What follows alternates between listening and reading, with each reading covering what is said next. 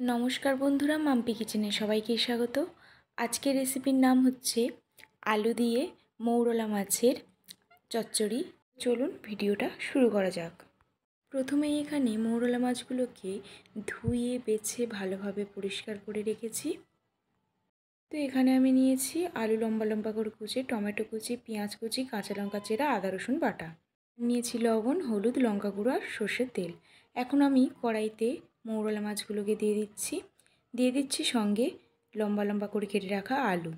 এখন দিয়ে দিচ্ছি পেঁয়াজ কুচি আর দিয়ে দেব কুচি রাখা টমেটো সঙ্গে কাঁচা লঙ্কা চেরা। দিয়ে দেবো বন্ধুরা মশলার মধ্যে 1 চামচ হলুদ গুঁড়ো, সঙ্গে দেব 1 চামচ লঙ্কা গুঁড়ো আর দিয়ে দেব 1 চামচ লবণ।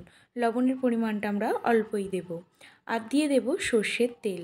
বন্ধুরা এবারে আমরা একসঙ্গে সব মশলা মাছ ভালোভাবে মাখিয়ে নেব। এখানে কিন্তু কোনো কষানোর ব্যাপার থাকবে না, এক চাপানেই আমি সব কিছু করে নেব। তো এখন মাখিয়ে নিয়েছি ভালোভাবে। তো এখন আমি দিয়ে দেব 1 চামচের মতো আদা রসুন বাটা। তো বন্ধুরা আদা রসুন বাটাটা দিয়ে আবারও একটু ভালোভাবে মাখিয়ে নিচ্ছি। তো মাখানো হয়ে গেছে। এখন পরিমাণ মতো জল দিয়ে ঢাকা দিয়ে দেব, যাতে আলু আর মাছটা ভালোভাবে সিদ্ধ হতে থাকে। তো বন্ধুরা কিছুক্ষণ পর আবার একটু ঢাকা খুলে ভালোভাবে নেড়ে চেড়ে নেবে, যাতে নিচে না ধরে যায়। তো আবার একটু ঢাকা দিয়ে দেব, যাতে ঝোলটা একটু কমে যায়। তো বন্ধুরা 10 থেকে 15 মিনিটের মধ্যেই আমাদের মৌরলা মাছের আলু দিয়ে চচ্চড়ি একদম রেডি হয়ে যাবে। তো আলু মাছ সবই ভালোভাবে সিদ্ধ হয়ে গেছে। এখন আমি উপর থেকে দিয়ে দিচ্ছি কাঁচা লঙ্কা চেরা। এখন উপর থেকে দিয়ে দেব সর্ষের তেল। বন্ধুরা সর্ষের তেলটা দিলে টেস্ট খুবই সুন্দর আসে। এখন আমরা একটা পাত্রে নামিয়ে নেব। তো বন্ধুরা কালারটা যতটা সুন্দর এসেছে, খেতেও কিন্তু ঠিক ততটাই সুন্দর হবে। একবার হলেও বাড়িতে বানিয়ে খাবেন। তো এখন আমি ভাতের সঙ্গে নিয়ে নিয়েছি আলু দিয়ে ঝাল ঝাল করে রান্না করা মৌরলা মাছের চচ্চড়ি।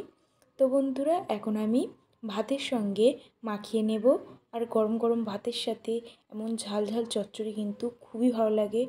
কোনো রকম তরকারি বা মাছের ঝোল কিচ্ছু লাগবে না, আপনারা নিমিষের মধ্যেই একতলা ভাত কিন্তু সাবার করে দিতে পারবেন। আপনাদের এই রেসিপিটা কেমন লাগলো? আর সবসময় তো বড় বড় মাছ খান, একবার এরকম ছোট ছোট মাছের চচ্চড়ি বা হালকা পাতলা ঝোল করে খেয়ে দেখবেন, ঠিক কতটা ভালো লাগে আমাদের অবশ্যই কমেন্ট করে জানাবেন। আর ভালো লাগলে অবশ্যই লাইক কমেন্ট শেয়ার করে মাম্পি কিচেন চ্যানেলটাকে সাবস্ক্রাইব করে দেবেন। তো বন্ধুরা আজকের জন্য কিন্তু এই পর্যন্তই। দেখা হচ্ছে একটা নতুন ভিডিওতে। ততক্ষণের জন্য ভালো থাকবে, সুস্থ থাকবে। নমস্কার।